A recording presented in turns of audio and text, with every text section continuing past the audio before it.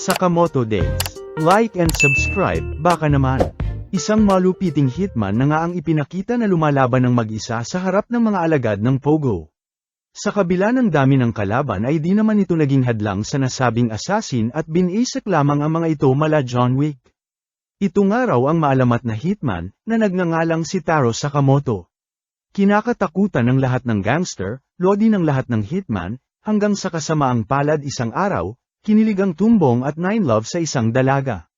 Dito na nga nito kinalimutan ang lahat at nag-retire bilang isang hitman, sabay nagpakasal at bumuo ng sarili niyang pamilya, hanggang sa tumaba at naging kamukha si Coach Anzai. Isang araw ay pinakita na nga lang ang ating bida na tindero na ng isang convenience store, kasama ang kanyang pamilya. Dito na nga may isang makulit na bata ang naglaro sa loob ng tindahan at aksidenteng natapunan ng tinta ang isa sa mga customer, na agad nang nagalit at puti pa naman ang suot na pantalon. Dahil nga sa pagkwelyo nito sa bata ay nagpupumiglas ito hanggang sa maapakan nito ang kanyang pantalon at muling namantsahan. Dito na nga mas nagalit ang lalaki na ambang sasaktan na nga ang bata. Agad naman itong napigilan ng ating bida sabay binanata ng ballpen sa leeg ang nag-uurumintadong lalaki, ngunit safe naman ang lalaki at sa isip lamang pala ito ng maalamat nating hitman. Pambihirang galawan, ika na nga ng isang lalaki at pinuri ang pagtasak ni Sakamoto ng ballpen rekta sa leeg ng lalaki kanina, at nakikita niya nga raw ang nasa isip nito. Dito na nga nito kinumusta si Mr. Sakamoto at nagpakilalang si Shin, alias The Psychic. Agad sinungalngal naman ito ni Sakamoto sa isip-isip niya, na lubos kinabahala ni Shin at hinay-hinay nga raw itong bida natin sa pagpatay ng mga tao sa isip nito. Si Shin nga raw siya at dating katrabaho niya. Sa labas ng tindahan na nga ipinagpatuloy ng dalawa ang pag-uusap, at mukhang totoo raw ang usap-usapan na nagbagong buhay na itong si Mr. Sakamoto at nagtayo na lamang ng isang convenience store kasama ang pamilya nito. Pilit kinumbinsi naman ni Shin ang lodi niya na bumalik na, at nanghihinayang sa kakayahan nito tas ang taba ng araw.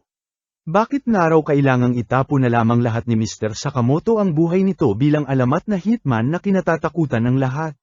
Di na nga naitago ni Shin ang pagkabwisit habang wala namang pakitong bida natin, kaya naman naisipan na lamang na magsigarilyo. Walang ano-ano'y nagulat na nga lang si Shin nang biglang maputol ang kanyang sigarilyo, sabay turo ni Sakamoto sa signage na nagsasabing no smoking. Natulala na nga lang ang binata sa pinakitang bilis ni Mr. Sakamoto, at tila nagsasabi raw na mataba man ito o hindi, ay kayang-kaya siyang patumbahin anumang oras. Kalaunan ay biglang singit na nga si Manong nakabike, at sinabing may pabor raw siya kay Mr. Sakamoto.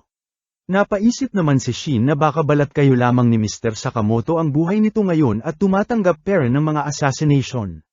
Dito na nga pinakita ang kaliwat kanang pagtulong ni Mr. Sakamoto sa mga tao ng bayan.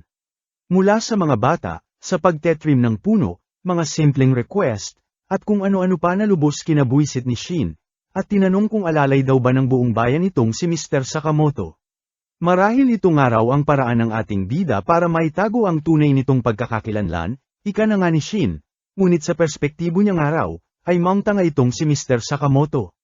Bumalik na nga lang ito sa kotse niya at napagtantong 5 taon na ang nakalipas mula noong huli niyang nakita ang ating bida, at sa kabila ng lahat, ay di na itago ang kilig dahil pambihira parent daw ang lodi niya kahit tumaba na. Kalaunan ay isang tawag na nga ang natanggap nito mula sa boss nila, na nagtatanong kung nakumbinsi raw ba nito si Sakamoto, at kung hindi nga raw ay patayin na lamang nito. Todo rason naman si Shin na hayaan na lamang daw si Mr. Sakamoto at ano raw ba naman magagawa ng isang matabang hitman.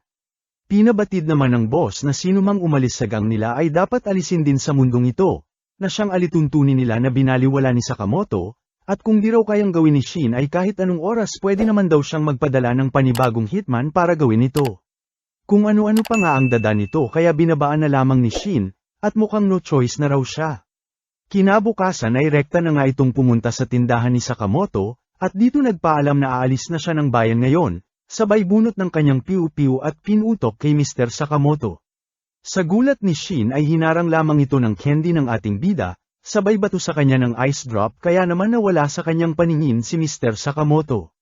Dito nagtaguan na nga ang dalawa habang nabahala naman si Shin at hindi nga raw niya marinig ang iniisip ng ating bida. Abat candy nga lang ang ipinangtapat ni Sakamoto dito sa binata na nagmalapiw-piw sa lakas, Pag-iwas na lang ang nagawa ni Shin hanggang sa maisahan na siya ni Sakamoto ng pangmalakasang sipa sa mukha na siya nang nagpalipad at nagpatulog sa kanya.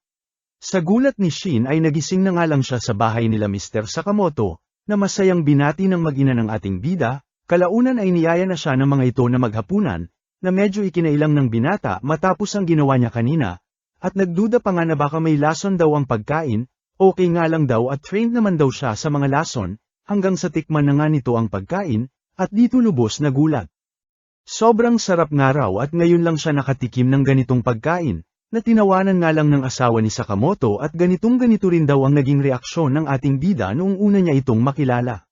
Lubos na nibago na nga si Shin sa kanyang nadama, at marahil ito raw ang nagpabago kay Mr. Sakamoto, at pilit nitong pinuprotektahan mula sa anino ng kanyang nakaraan.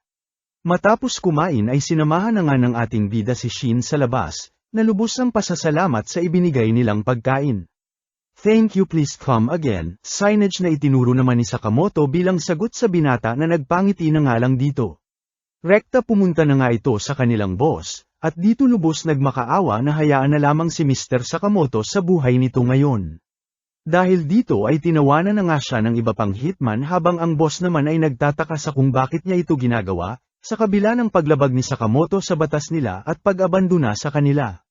Ayon naman kay Shin ay pamilyado na nga raw ang retiradong bida natin, at kung mamarapatin nga raw ng kanilang boss, ay siya na lamang ang patayin nito imbis na si Mr. Sakamoto, at hayaan na lamang na mabuhay ang matabang hitman.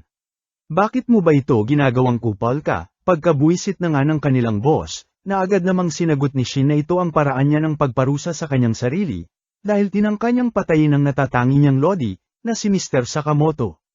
Edi okay kung yan ang gusto mo, hahayaan kitang mamatay at hahayaang mabuhay ang tabachoy na lodi mo, ika na nga ng kanilang boss. Dito na nga nabasa ni Shin ang iniisip ng kanilang boss na as if hahayaan niya raw na mabuhay ang matabang yon, kaya naman agad itinutok ni Shin ang piu-piu niya sa pagmumukha nito, at gagaw raw talaga itong boss nila. Dito na nga nag-umpisang pagrararatrati ng mga kalaban si Shin at iniutos ng boss na patayin ito, habang sa tindahan naman ay tila nakikinig itong si Sakamoto. Walang ano-ano'y may sinusian na nga ang ating bida sa may cash register niya, at dito pang malakas ang mga piu-piu at gamit hitman ang nagsilabasan mula sa kung saan.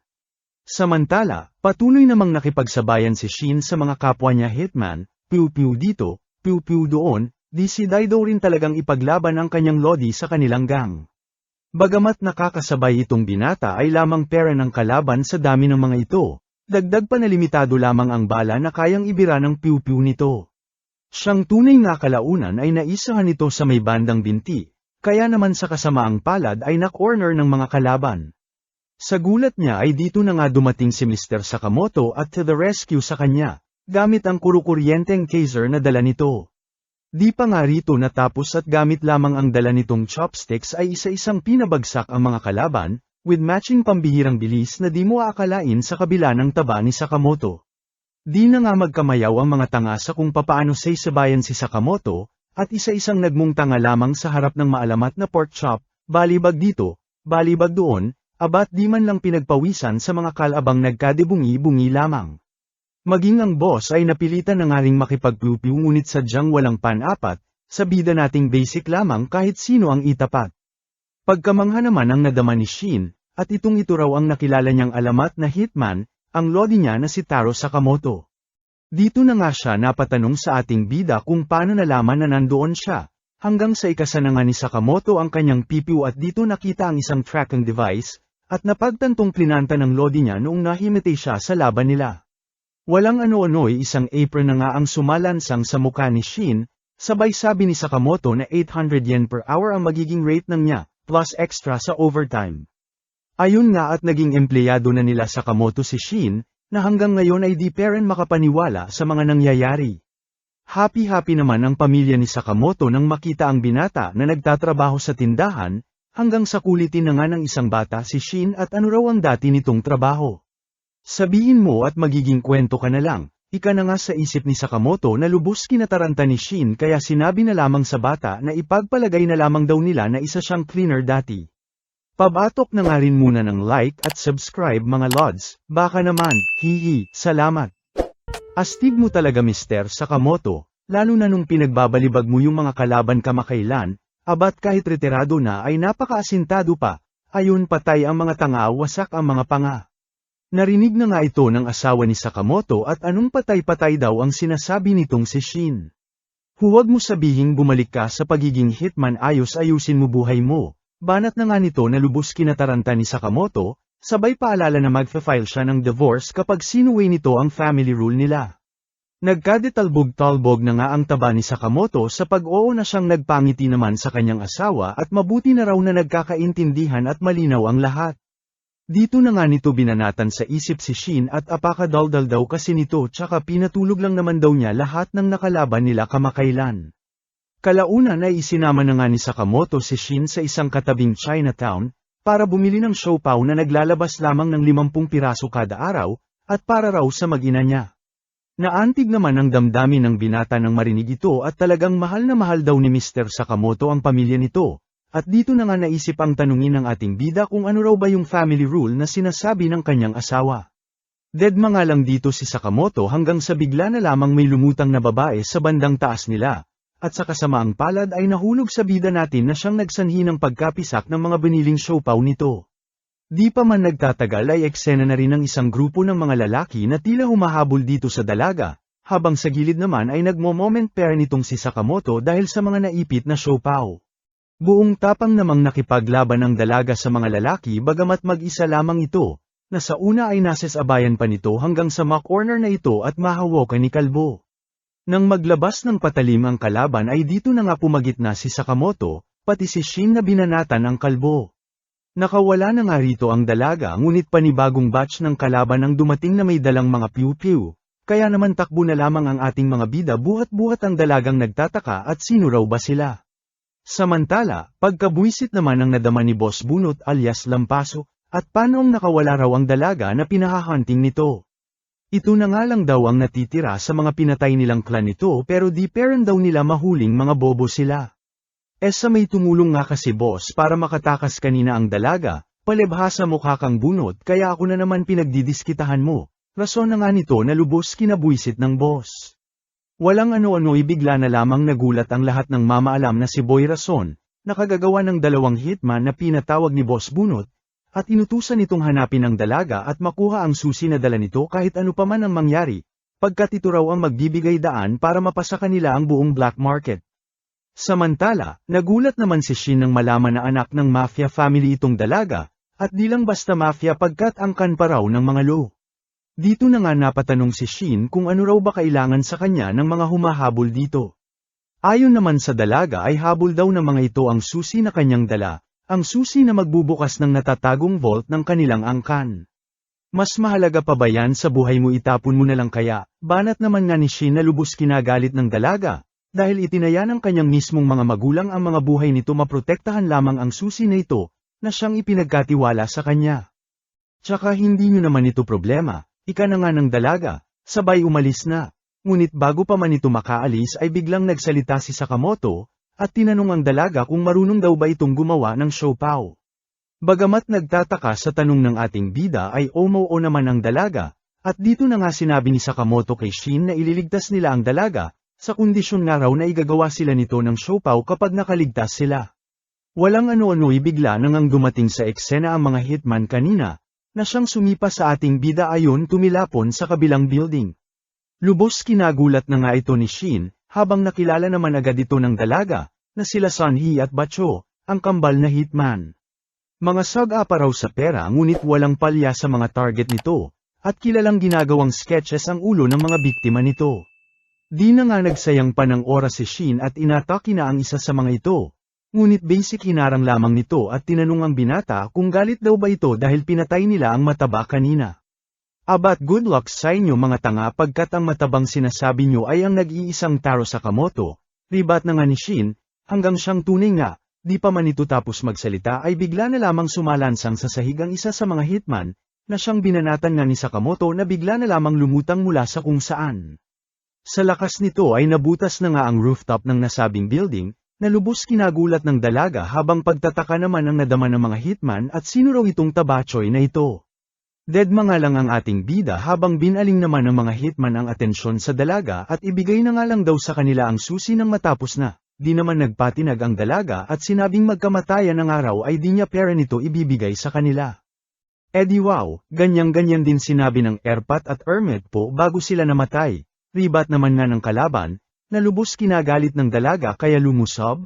Ayon binalibag na nga ni Sakamoto at mas importante na magawa siya nito ng siopaw kaysa mamatay ito. Todo protekta na nga dito si Sakamoto na lubos pinagtaka ng dalaga, at bakit kailangang itaya nito ang buhay para sa kanya. Walang ano-ano'y pa-flashback na nga ganap ni Sakamoto at pinakita ang moment nila ng kanyang asawa, kung saan batid ang pagkabwisit ng kanyang asawa sa kanyang trabaho nang makita ang dugo sa kanyang mukha, at bakit kailangan daw itong gawin ni Sakamoto. Rason naman ng ating bida na para may budget siya pang regalo rito na lubos kinabwisit pa lalo ng kanyang asawa at inayawan ang kanyang regalo. Kung di nga raw nito babaguhin ang gawain nito, ay siguro'y di raw talaga sila para sa isa't isa, sabay tumalon sa bangin. Abat syempre to the rescue naman ang nagmamahal na burat, na agad inagapan ang lablab niya. O kita mo natakot ka na mawala ako, ganun din sa iba, bawat tao may nagmamahal at malulungkot kung mawawala sila. Kaya ay pangako mo sakin, na kailanman hindi ka napapatay, yan ang magiging rule natin, at simula ngayon, imbis na pumatay, ilaan mo ang buhay mo para iligtas ang ibang tao, ika na nga ng asawa niya. Naantig na naman nga puso ni Shin nang makita ang iniisip ni Sakamoto, at dito sinabihan ang binata na huwag na papatay na siya nilang rule. Oo naman si Shin hanggang sa kalaunan ay inatake na sila ng magkambal na hitman. Sinabayan na nga ito ni Sakamoto gamit lamang ang mga gamit pangkusina na laman ng lugar na iyon, na lubos kinabahala ng kambal at napagtantong may galawan din itong mataba na kaharap nila.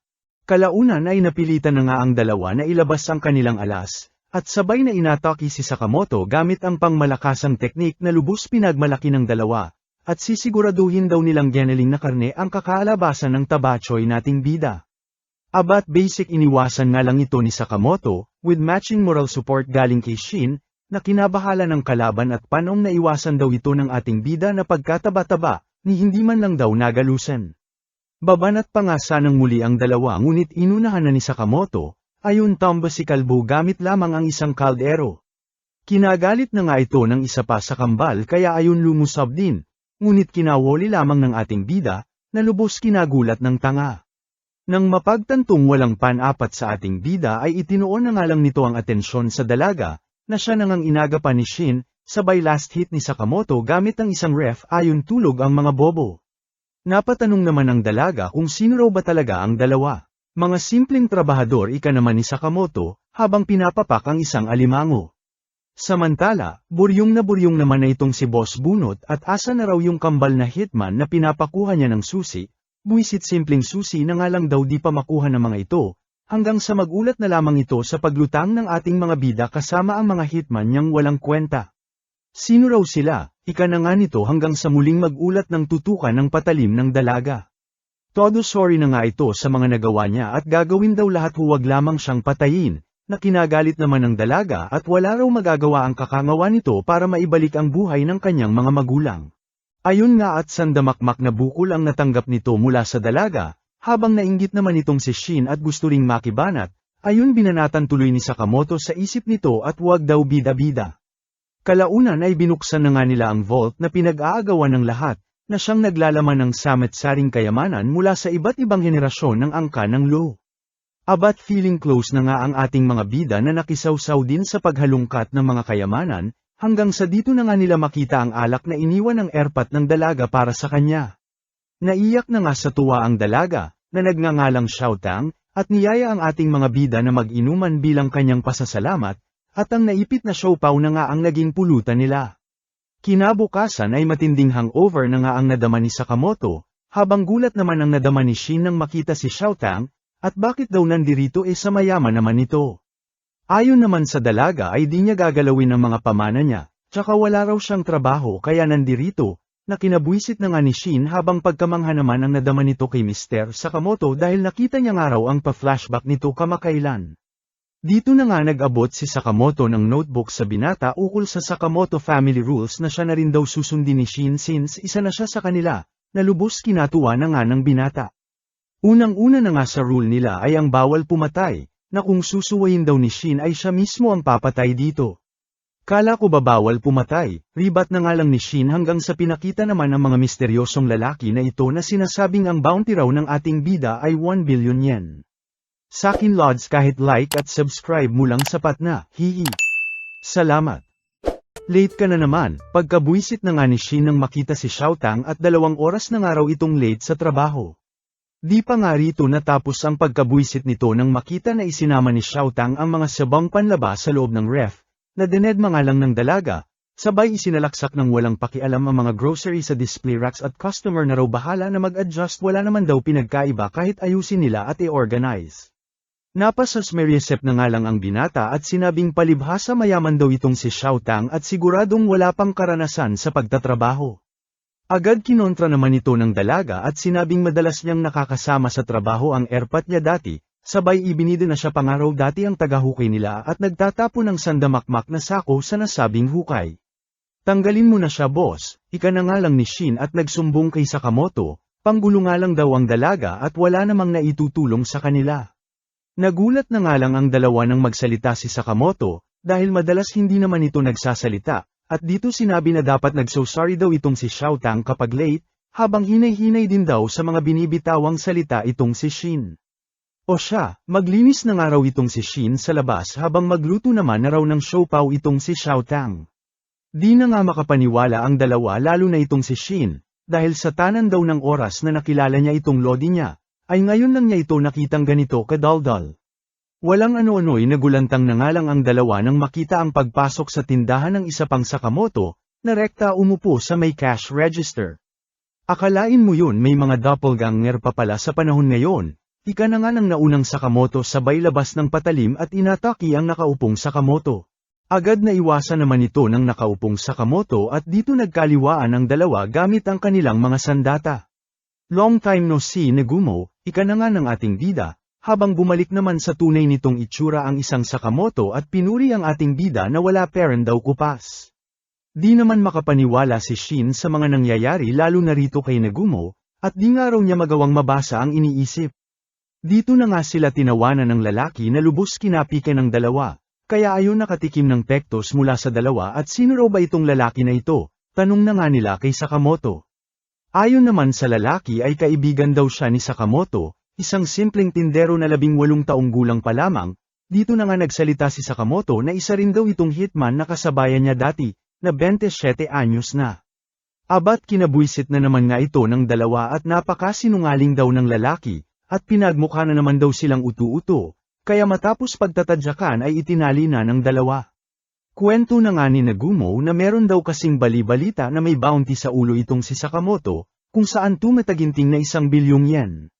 Di naman naniniwala ang dalawa lalo't napakasinungaling daw ng lalaki, ngunit mariing iginiit ni Negumo na siyang opisyal na desisyon daw ng JA. Bukas pa nga raw ito papost online ngunit sa ganitong bounty ay marahil marami na ang nakatiktik dito, lalo na at isang retiradong maalamat na hitman daw ang pinag-uusapan dito. Sa gitna ng kanilang pag-uusap ay bigla na ngang may nag-deliver ng pizza sa kanilang tindahan. Nalubos kinatuwa ni Xiaotang habang ikinagulat naman ni Shin at narinig ang iniisip ng lalaki na siyang target si Sakamoto.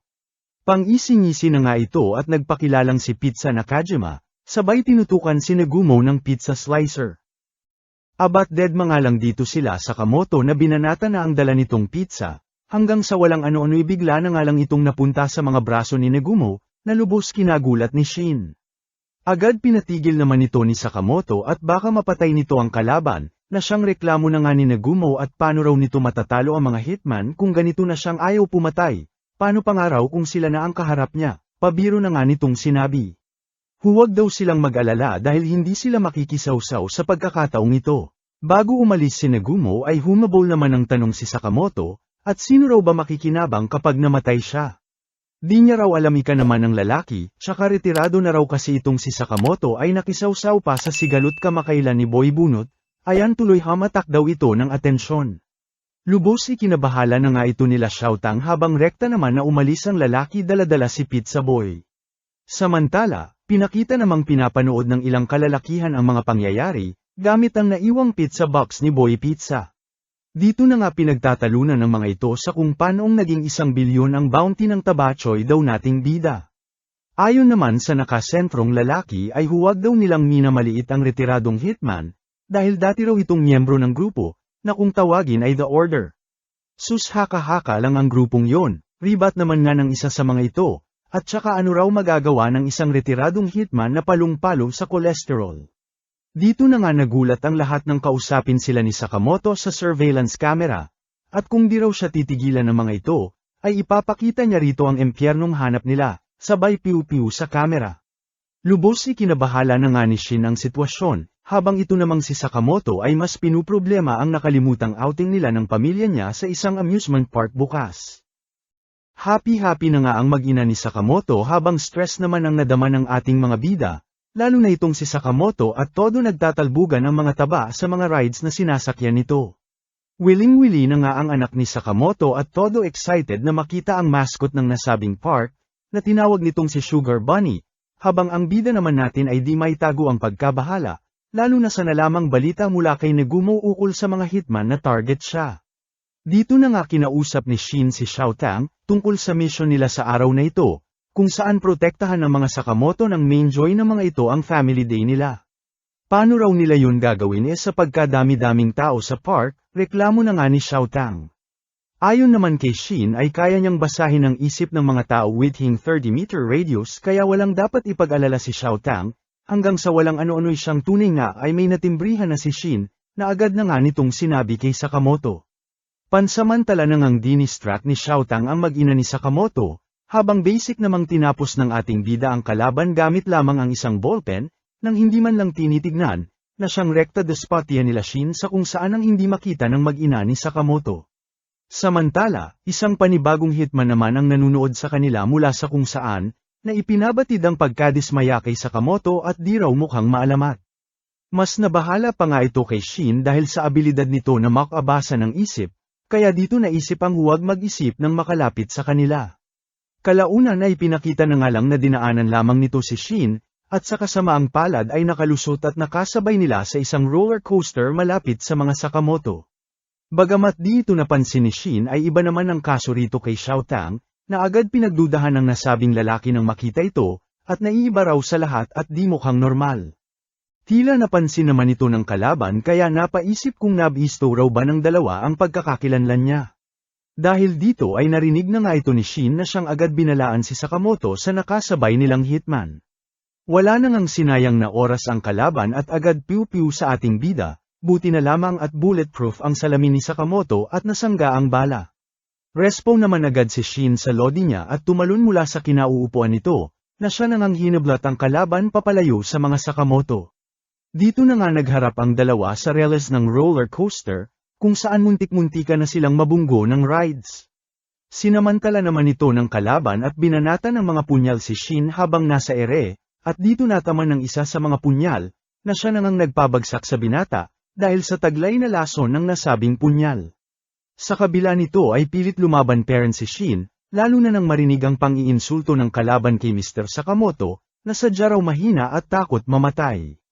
Kinontra naman ito ni Shin at ibahin na raw nito ang lodi niya, na inilalaan ang buhay para protektahan ang pamilya nito, na siyang di raw maiintindihan ng isang kinulang sa arugang adik sa pergang hayop na katulad niya.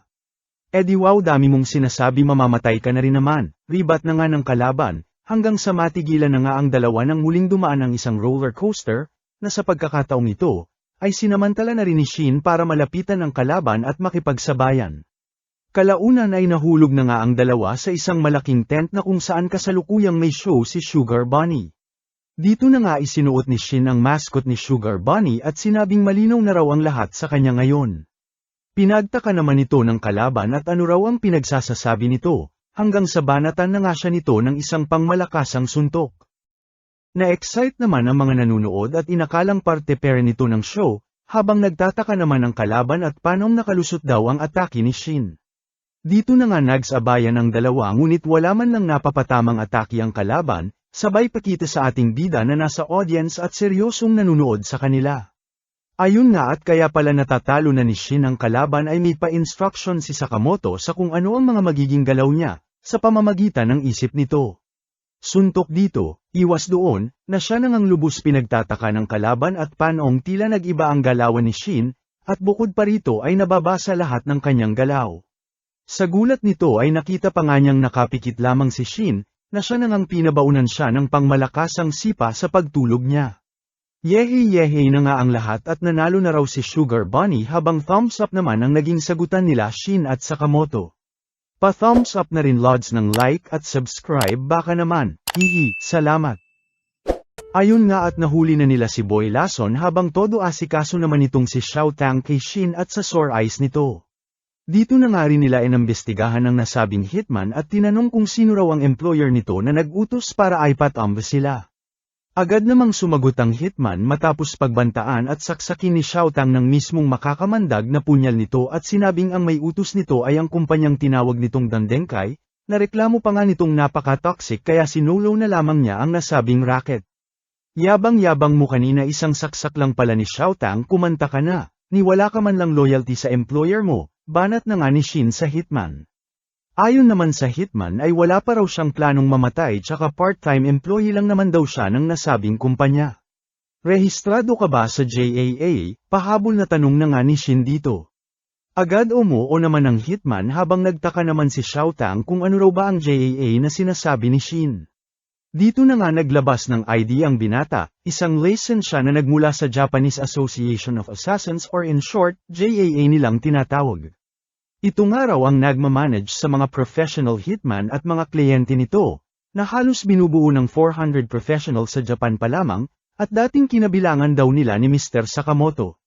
Namangha naman si Xiao Tang dahil parang driver's license lamang daw ang lisensya nila, sabay banat sa picture ni Shin na apakapangit daw. Habang nagkukulitan ang dalawa ay nagtanong naman ang nakagapos na assassin sa ating bida, at kung talagang dating miyembro raw ba ito ng The Order. Deadma nga lang dito ang ating bida na siya namang nagbigay sagot kay Boy Lason, at mukhang totoo raw ang mga haka-haka. Kalaunan ay dumating na nga sa eksena ang mag-ina ni Sakamoto, at kakain na nga raw sila. Nagtaka naman ang anak niya at ano raw ginagawa ng bad guy kanina sa show at kasama nila ngayon. Agad nagpalusot naman si Shin at sinabing nagpapraktis daw ng pagkalas ng lubad ang nasabing lalaki at pinuntahan lamang nila para panuurin. Sabay-sabay na nga silang umalis habang sumaglit naman itong si Shin at kinausap ang hitman, at sinabing tigilan na sila mula ngayon. Nagtaka naman ang assassin at di raw ba siya papatayin ng mga ito. Ayon naman kay Shin ay nandirito nga raw sila para mag-enjoy sa amusement park, na siya nang nag-iwang nagtataka sa nasabing hitman. Walang ano-ano ibumalik pa nga ang anak ni Sakamoto, at pinuri ang lalaki sa naging performance daw nito kanina, sabay binigyan ng band-aid. Habang kumakain ay di naman mapakali si Shin at tila naapektuhan daw ng lason ang skill niya na madetect ang iniisip ng mga nasa paligid nila, na siya nang ang kinabahala ni Xiao Tang at paano na raw kung may assassin sa paligid. Todo sorry na nga si Shin at kailanman di pa raw ito nangyari, kaya naman iminungkahi ni Xiao Tang na umalis na lamang sila sa park at lubhang delikado raw. Napansin na nga sila ng may bahay ni Sakamoto at napatanong kung may tinatago raw ba ang mga ito sa kanya, na siya nang ang lubos kinataranta ng mga ito. Samantala, habang nasa CR si Boy Lason ay bigla na lamang lumutang ang dalawang kapwa nito hitman, at mukhang ulats daw ito sa mission nito. Nagtaka naman si Boy Lason na tinawag ng mga itong si Tatsu, at ano raw ang ginagawa ng dalawa dito. Ayon naman kila Obiguro at Boiled ay nandirito raw sila para tapusin ang nasimulan niya. At sobrang excited na ngang sila ang makapatay sa alamat, ang nag-iisang Taro Sakamoto, lalo na nga raw itong si Kuya na babalikan ang ating bida dahil sa nagawa nitong peklat sa kanya. Biglang pa-flashback na nga sa nakaraan ng dalawa, kung saan nakilala raw 2 taon na ang nakakaraan noong basic pumatay lamang ang mga ito ng 100 na katao, at kinilalang pinaka-brutal na tandem ng Dandenkai, at mukhang di na raw aabutan ng umaga pa sila sa Sakamoto. Samantala, kung ano-ano nang ang palusot ang sinabi nila Shin at Xiao Tang mawala lamang ang pagdududa ng asawa ni Sakamoto, nakalaunay na kumbinsi rin naman nila. Nagpatuloy na nga sila sa kanilang araw habang lookout sila Shin at Xiao Tang, ikot dito, sakay doon, hanggang sa inabot na nga sila ng dapit hapon na walang hitman na nagpaparamdam. Ngunit sa kasamaang palad ay di pair nagpapaawat ang mag-ina ni Sakamoto at horror house naman ang gustong banatan ngayon. Bagamat natatakot ay wala namang naging choice ang mga ito kundi pumasok sa nasabing lugar, Sabay pakita sa tandem kanina na pinagmamasdan sila sa CCTV footage ng nasabing lugar. Happy-happy na nga ang mag-ina ni Sakamoto sa horror house habang magkatubol-tubol naman sa takot itong si Xiao Tang, hanggang sa walang ano-ano'y bigla na lamang may umatake sa kanila, na agad namang napigilan ni Sakamoto nang hindi napapansin ng kanyang pamilya. Dito na nga nila nalaman na isa lamang itong rookie hitman base sa hitman license nito, na tila nagparelax naman kay Shin at mukhang mga rookie lamang daw ang mga ipinadalang hitman. Speaking of relax, ay relax din ang tandem na nanunood lamang sa ating mga bida, sabay pa flashback sa nakaraan noong bata pa si Boiled, at nakasama dati sa training ang ating bida na si Sakamoto. Simula nga noon ay nakasama niya na ito sa labas ng mga mission at mga nagkataong pagkakataon, na todo feeling close pa nga sa ating bida, at sa mga astig daw na katulad nila, ay di na kailangan ang Valentine's Day na yan na mga pangsupot lang daw. Nganga na nga lang si Boiled nang makita ang mga chicks na nagsisilapitan kay Sakamoto, at sandamakmak na chocolates mula sa mga nagkakagusto rito, habang sa kanya nilangaw wala. Bida-bida rin itong si Nagumo na mukhang lapitin din ng chicks at inulan din ng chocolate sa araw na yon, sabay napatanong kung sino raw ba ang kasama ng ating bida. Aba ewan ko nga dyan, ika na nga ni Sakamoto na lubos kinagulat ni Boiled, sabay nadapa ng masagi ng isa pang malandi. Akala niya nga raw ay parehas silang astig, pero mukhang nagkamali raw siya, ika na nga nito na lubos pinagtaka ng dalagang hitman at yun daw ba ang hugot nitong hype na ito. Umuo na nga lang ang dalaga at sinakyan ng partner niya, na tila baliw at adik sa bida natin. Samantala, unti-unti namang pinabagsak nila Sakamoto ang mga hitman na sumasagabal at nagpapakita sa kanila, na nireklamo na nga ni Shin at ilan daw bang hitman ang ipinadala para sa kanila, habang enjoy naman ang anak ni Sakamoto at napakarami raw na zombie ang sumasalubong sa kanila. Buti pa nga raw ito matapang di tulad ni Xiao Tang, ika na nga ni Shin sa dalaga na kanina pa tumutungga ng gamot na lubos pinagtataka ni Shin kung ano raw ba. Nagulat na nga lang ang binata ng malamang alak ito at tipsy-tipsy na nga itong si Xiao Tang, nakalaunay nagbukas ng isang kakaibang pinto. Nagulantang na nga lang sila nang magsilabasan dito ang sandamakmak na zombies, na siya na ngang sinamantala ni Boiled at binanatan si Sakamoto. Nahiwalay na nga ang dalawa sa iba, na siyang lubos kinagalit ni Sakamoto at matitikman na raw ng hitman ang hinahanap nito, habang sa isip-isip naman ni Boiled ay sisiguraduhin niya raw na ipapaalala kung sino siya dito sa ating bida.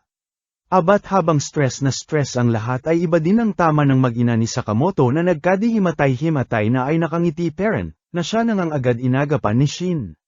Dito na nga lumutang ang iba pang mga hitman kasama ang partner ni Boiled, na walang ano-ano'y bigla na nga lang napa-atres ng sipain sa mukha ng lasyang na si Xiao Tang. Samantala balik naman kila Sakamoto kung saan ipinipilit pair ni Boiled at kung di raw ba siya naaalala ng ating bida, na siya na ngang paulit-ulit ding sinasagot ni Sakamoto nang hindi kaya tumahimik na raw ang baliw at sabihin kung nasaan ang pamilya niya. E di hanapin mong lechon ka, ano ako mama mo, hindi mo nga ako maalalang hype ka, ribat na nga ng kalaban na lubos kinabuisit ni Sakamoto. Sa inis nga ng ating bida ay siya na ang lumusab dito, ngunit agad ding nakadepensa gamit ang mga paputok nito, nakalaunay nakalusot ng suntok sa bida natin. Pang-ising-isi na nga ang partner nito at mukhang nagsimula na raw ang kasiyahan, na siya na ngang nilusob din ni Xiao Tang, ngunit sa kasamaang palad ay naharang nito, sabay shake-shake sa lasyang na dalaga ayon nagkadihilo-hilo at naalag ang alak sa sistema nito. Pagmamayabang pa nga ng kalaban na kung gugustuhin niya raw ay kanina pa sana sila patay, pero wala nga raw thrill sa ganoon kaya medyo iibahin nga raw niya ang style niya. Sinampulan na nga nito si Shin at itinali sa isang hig-on, with matching chainsaw pa ng exciting daw. Dapat daw ay matamaan siya ni Xiao Tang kada 10 segundo kundi ay uuwi raw na karne norte itong binata, na tadong natatarantang nakahiga. Iyak na nga lang si Xiao Tang at nagsorry kay Shin, dahil di niya raw kaya ang sinasabi ng kalaban. Samantala, pinakita namang bagsak si Sakamoto sa harap ni Boiled, at ito nga raw ang nagagawa kapag nag-retire ng 5 taon, from alamat na matabang maalat. Subok tumayo pa nga ang ating bida ngunit ulats talaga sa bomba-bomba ni Boiled, at iba pang mga pautot nito na lubos manibida sa ating bida.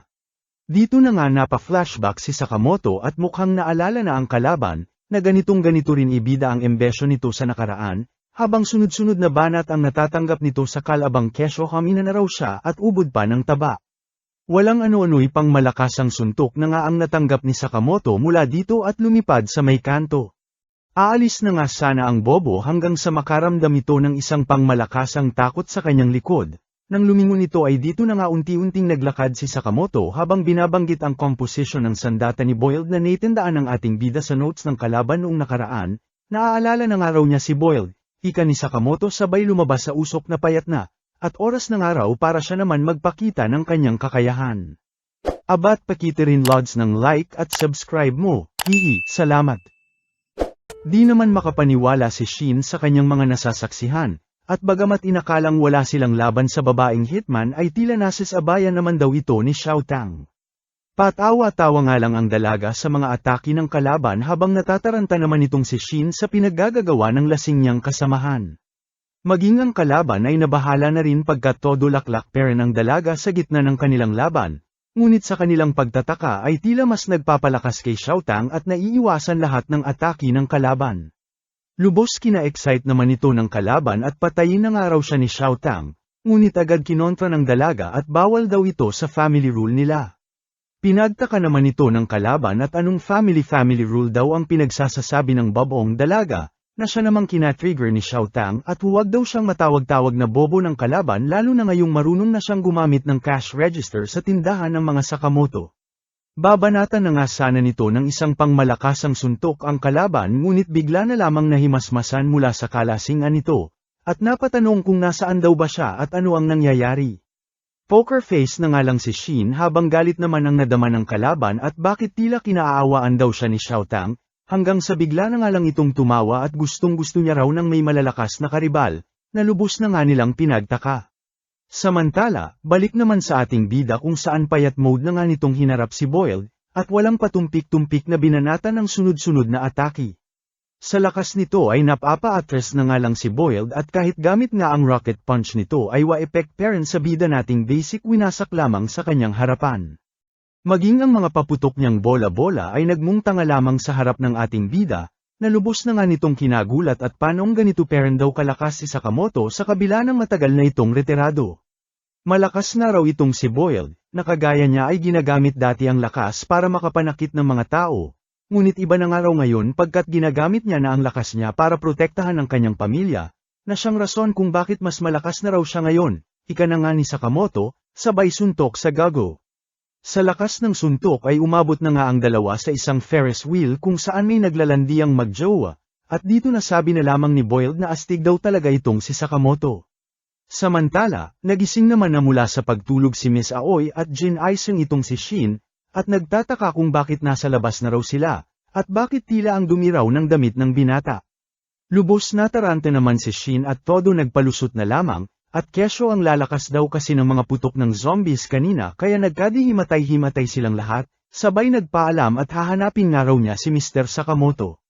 Mahinahon namang bumaba sila Boiled at Sakamoto mula sa Ferris wheel, at panalo na nga raw ang ating bida kaya hindi naguguluhin pa ni Boiled kailanman, habang busy naman ang ating bida sa pagbili ng siopaw. Patay gutom nga rin itong si Boiled at humingi pa talaga ng siopaw kay Sakamoto hanggang sa matagpuan na nga sila ni Shin na lubos ang pagkagulat at payat na nga raw ang ating bida. Habang manghang-mangha ang binata sa pagbabago ni Sakamoto ay biglang singit naman si Boiled at tinanong si Sakamoto tungkol sa bounty, at siguradong di raw siya titigilan ng grupong Dandenkai at nais na siyang ipapatay. Bago pa man ito masagot ni Sakamoto ay bigla na lamang nanlaki mata nito nang makita na narinig ito ng misis niya, at anong bounty raw ang pinagsasasabi nila. Ayun nga at na-corner na ang ating bida, kasama pa sila Boiled na nadamay sa galit ng kanyang misis. Wala nang ang naging choice si Sakamoto kundi sabihin dito ang tungkol sa bounty niya at mga hitman na habol ang kanyang ulo, na lubos nang ang kinabuisit ng misis niya at bakit di raw sa kanya sinabi ang tungkol dito. Biglang singit naman si Boiled sa usapan nila at dinepensahan itong ating bida, at ginawa nga lang daw na itago ni Sakamoto ang lahat para ma-enjoy nilang mag-ina ang family day nila, astig nga ng asawa mo dagdag pa nga ni Boiled. Dito na nga inilabas ng asawa ni Sakamoto ang pang-anim na batas ng kanilang pamilya, kung saan bawal maglihim ng kung anuman sa bawat isa. At mas okay na nga raw na sabihin kung ano man ang problema kaysa itago ng hindi nila alam. Ngangal na nga lang ang ating bida habang namangha naman si Boiled at astig din daw pala ng asawa ni Sakamoto. Kalaunan habang nanunood ng parada ay napatanong naman si Shin kung paano nga raw nila matatapos ang problemang ito. Ayon naman kay Sakamoto ay mukhang kailangan daw nilang mahanap ang kliyente at ipatigil ang mismong bounty rito. Alanganin nga raw ang plano ng ating mga bida ayon naman kila Boyle at mismong JAA daw ang namamahala ng bounty, at siguradong mahihirapan daw silang mahanap ang kliyente. Hihirit pa nga sana ng tulong si Shin ngunit mismong sila raw ay walang alam sa kung sino man ang naglagay ng bounty, kaya naman kalaunan ay nagpaalam na sa kanila. Prenblema na nga ito ni Shin at hindi nga raw nila alam maging kung saan ang headquarters ng Dandenkai, na pinakalma naman ni Sakamoto at mukhang may alam daw siyang makakatulong sa kanila. Kinabukasan ay magkakasama na nga silang lumabas, habang nabibuisit naman itong si Shin at ang bilis lang daw bumalik ng taba ni Mr. Sakamoto sa loob lamang ng isang araw. Abat din ako na sorpresa, ika naman ni Xiaotang at napakasiba raw kasi ng boss nila. Dito na nga sila dinala ni Sakamoto sa isang tagong rentahan ng Bold, na lubos pinagtaka ng dalawa. Ayon naman sa ating bida ay tindahan daw ito ng impormasyon, na nakabalat kayong pelikula. Siyang tunay nga ay nanood na sila ng pelikula tungkol sa Dandenkai, at dito nakuha na ni Shin ang lugar ng headquarters ng mga ito. Matapos nito ay siningil sila ng halos 1 milyon ng bantay para sa nasabing pelikula, na ikinabahala na nga ni Shin ngunit basic binayaran lamang ni Sakamoto. Bandang aalis na nga sana sila nang biglang magbigay ng tipang bantay, na maging maingat daw ang ating bida pagkat marahil dating katrabaho niya lamang ang may pakana ng lahat. Nang tanungin ito ni Sakamoto kung ano ang ibig sabihin nito ay sinabi lamang nito na wala pang pelikula para sa impormasyong hinihingi nito. Samantala somewhere sa kung saan ay pinakita naman itong si Nagumo kasama ang ilan pang hitman, at balita raw ng mga ito ay nakipagkita si Nagumo kay Sakamoto. Pinabulaanan naman ito ni Nagumo at chismis lang daw ito, na kinabuisit na nga ng isa sa mga ito at huwag daw silang pinagluloloko ni Nagumo. Habang ito naman halos patayin na ang chef at bakit may sibuyas daw ang lugaw niya. Walang ano-ano'y bigla nang dumating ang isang matanda, na nagpakilalang si Iria na taga JAA, at kinagagalak niya raw na makilala ang The Order. Ayon naman sa mga hitman ay kulang pangaraw sila ng 4, at mukhang di na naman daw pupunta ang iba nilang miyembro. Wala naman ang sinayang na oras pa ang matanda at rekta pinaliwanag ang pakay nito sa kanila. At sinabi ang tungkol sa sunod-sunod na pagpatay ng mga hitman sa JAA, at nais nga raw ng organisasyon na kunin ang serbisyo ng The Order para tuldukan ito. Samantala, speaking of rekta ay rekta na nga rin sila sa Sakamoto sa headquarters ng Dandenkai, at unti-unting inakyat ang nasabing building. Ayon nga raw sa pelikula ay nasa top floor ang opisina ng boss kaya kailangan nilang makalusot hanggang sa nasabing palapag. Isa-isa na nga nilang pinabagsak ang mga nakasalubong na hitman, hanggang sa kalaunan ay napunta na sila sa top floor. Dito na nga sila lubos na gulat nang makita si Nagumo sa gitna ng sandamakmak na bangkay, at nagtataka kung ano raw ang ginagawa nito dito. Ayon naman kay Nagumo ay pinatay na nga raw niya lahat ang nasa building na ito, at sa kasamaang palad, ay mukhang pati raw sila ay kailangan niya na ring patayin. Sa bilis nito ay bigla na nga nitong inatake si Shin nang di man lang sila nakagalaw, hanggang sa bigla na nga lang itong tumawa at joke-joke nga lang daw. Ayon at nabugbog na naman nga ito ng dalawa dahil sa kalokohan nito, na siyang nagpaliwanag naman na inabutan niya na raw napatay na ang lahat ng dumating siya rito. Nang tanungin ito ni Sakamoto kung ano raw ba talaga ang ginagawa nito rito ay pinaliwanag na nga ni Nagumo na nandirito raw siya para mag-imbestiga, ukol sa sunod-sunod na pagpatay ng mahigit 100 ng hitman na malapit sa JAA nitong nakaraang buwan, na tila may nais daw ipabatid sa organisasyon ng JAA. Dagdag pa nga ni Nagumo na lagi raw nag-iiwan ng markang X ang mga salarin sa lugar ng Kremen, kaya tawag daw nila sa mga suspect ay X, agad naman nagets ni Sakamoto ang sitwasyon, at mukhang mismong The Order na raw ang kinuha ng JAA para imbestigahan ang mga kaganapan. Nagtaka naman si Xiaotang kung ano ang The Order kaya rekta paliwanag itong si Nagumo at sinabing isa itong special unit para sa JAA, na binubuo ng pinakamagagaling sa pinakamagagaling na hitman. Under nga raw sila ng JAA na siyang humahawak sa mga delikadong trabaho na di kaya ng mga ordinaryong hitman, at nagpapanatili ng kaayusan sa mundo ng mga hitman. Actually si Sakamoto miyembro rin namin dati, dagdag pa nga ni Nagumo. Lubos kinagulat na nga ito nila Shin habang pa-warning naman ang iniwan ni Nagumo at mag-ingat nga raw sila sa X, at tila nagumpisa raw ang mga pagpatay, nang saktong ilabas din ang bounty sa ulo ni Sakamoto, sabay lipat ng eksena sa isang lalaking nakaputi, at nagdodrawing ng X sa isang lugar na puno ng bangkay. Samantala, Tila naging normal na nga lang maging sa pamilya ni Sakamoto ang paglutang ng mga hitman sa kanilang tindahan, na bagamat preno problema ng may bahay niya ay okay na rin daw dahil tumataas ang benta nila sa Band-Aid. Ayon naman sa ating bida ay since di nila alam kung sino talaga ang kalaban ay tanging paghahanda lamang ang magagawa nila, kaya naman heto todo ingat si Sakamoto maging sa paghatid ng kanyang anak, habang ito naman basta't may alak, may napapahamak. Pabanat na rin lods ng like at subscribe baka naman, hihi salamat.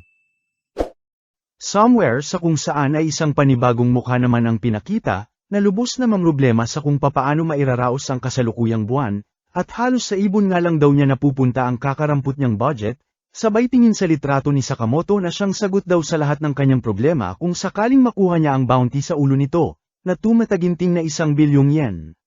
Samantala, maging mga bida natin ay namamroblema na rin sa pinsala na dulot ng mga hitman na habol ang bounty ni Mr. Sakamoto, at bagamat nais nilang ayusin ang mga nasirang salamin at gamit, ay kulang sila sa budget para mapunan ang pag-repair ng mga ito.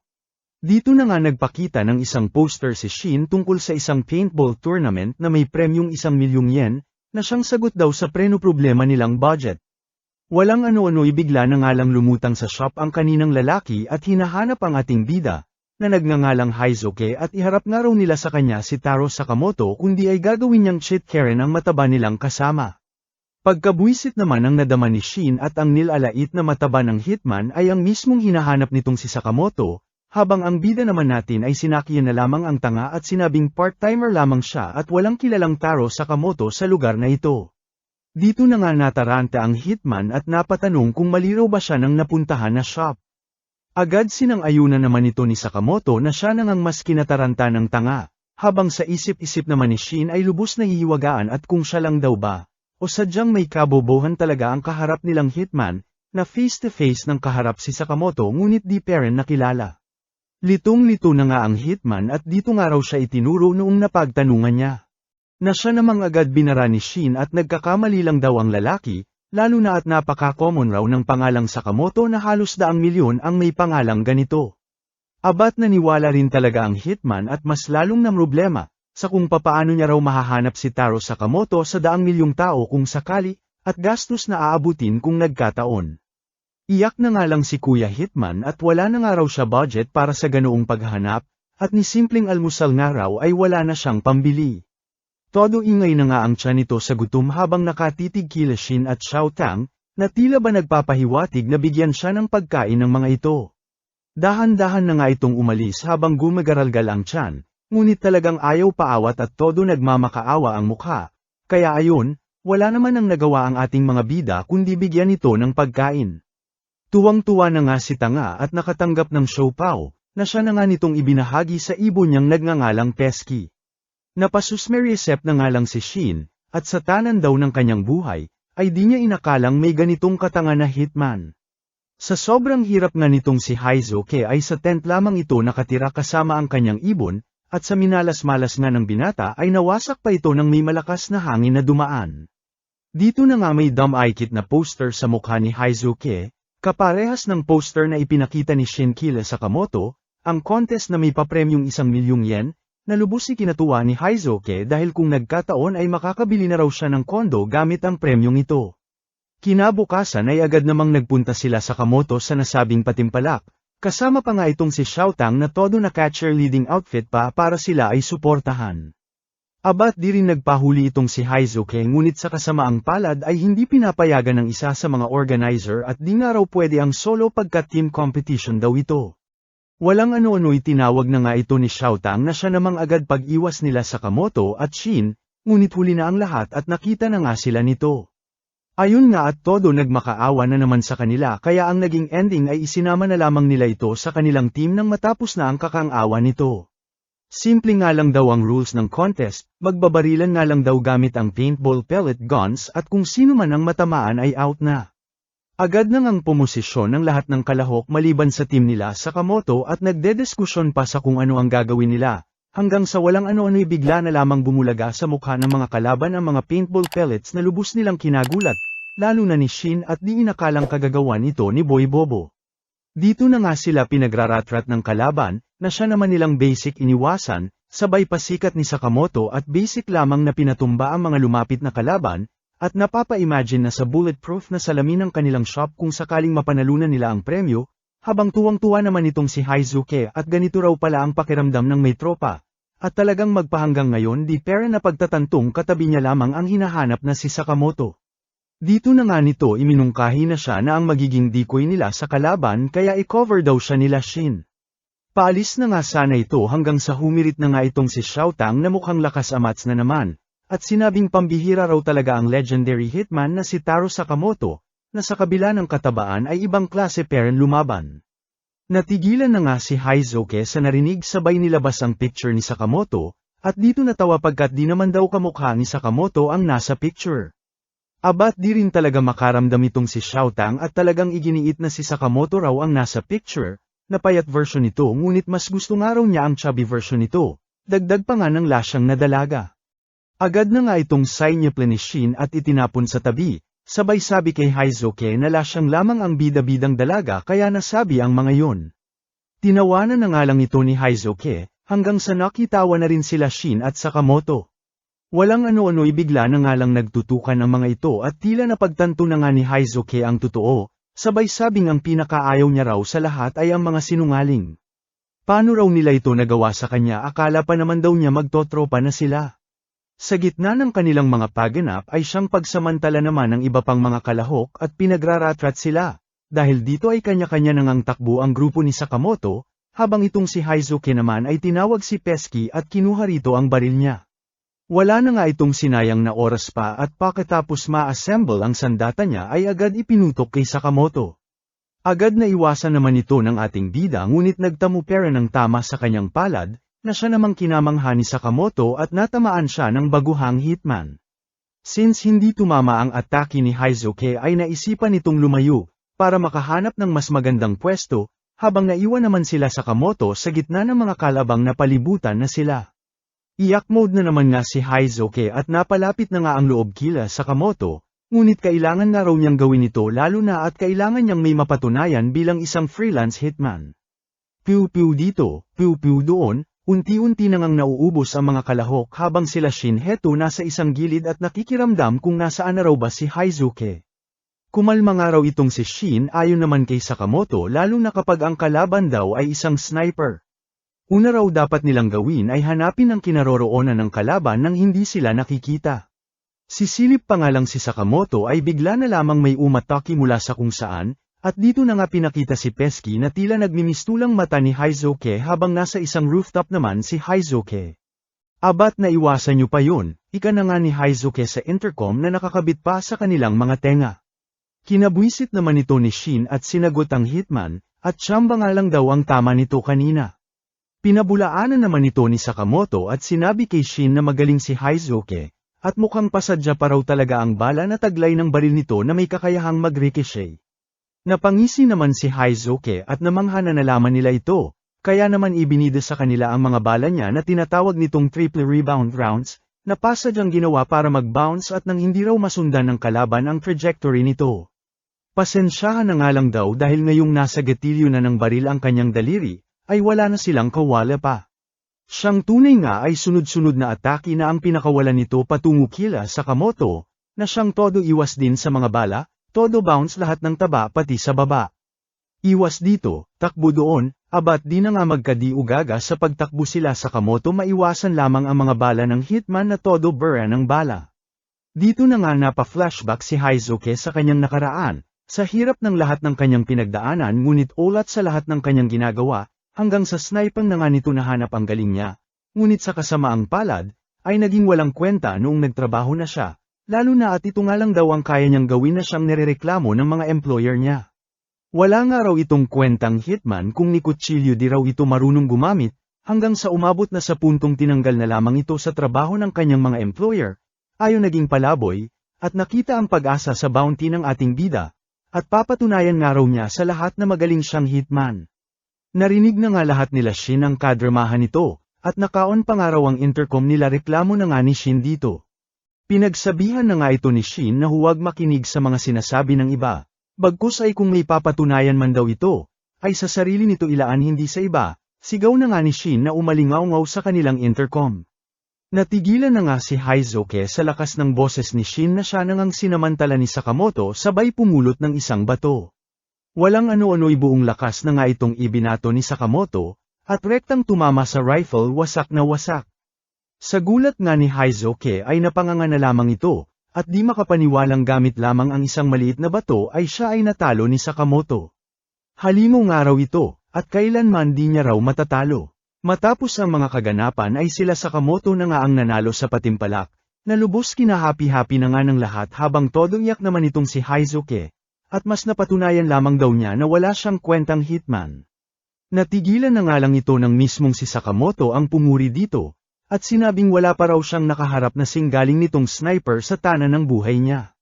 May pakonsuelo nga ring 50 centimos na binigay si Shin dito, na siyang parte raw nito sa premyo nila, at napunta nga raw lahat sa pagpapaayos ng mga sinira nito kanina. Happy-happy naman ang asawa ni Sakamoto at nanalo nga raw sila, bagamat walang naiuwing premyo dahil panang abono lamang ng mga nasira sa bayan ay ang mahalaga raw ay ligtas si Sakamoto. Biglang singit naman si Shin at napatanong kung paano raw sila nagkakilala ni Mr. Sakamoto. Kilig-kilig namang nagkwento si Miss Aoi, noong nakita niya ito sa store. Eto namang si Sakamoto na love at first sight, si ate naman napatakbo at nakakita ng dugo sa damit ni Sakamoto, si kuya naman nalungkot ayun umexit na lamang, dun na nga dumiskarte din ng ibab kunwari bigay ng band-aid, ayun syempre kinilig na tumbong ni kuya mo, and boom, kwento na nga ni Aoi habang muntik naman ang maging kwento si Shin at pinatay na naman sa isip ni Sakamoto at huwag nga raw binabasa ni Shin ang isip ng kanyang asawa, hihi. Abat yung like at subscribe ko naman Lods huwag mo kalimutan, salamat.